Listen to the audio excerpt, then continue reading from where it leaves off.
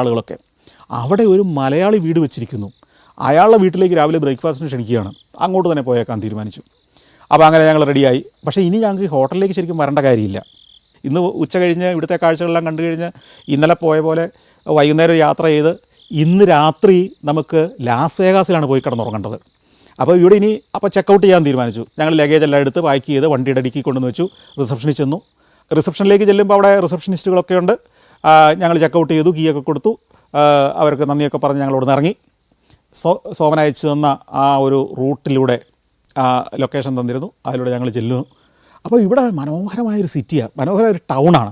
City എന്ന് പറയാൻ പറ്റില്ല, 1-2 നിലയൊക്കെയുള്ള കെട്ടിടങ്ങൾ മാത്രം, ഒരു പ്രത്യേക ശൈലിയിൽ പണിത വീടുകൾ, കെട്ടിടങ്ങൾ.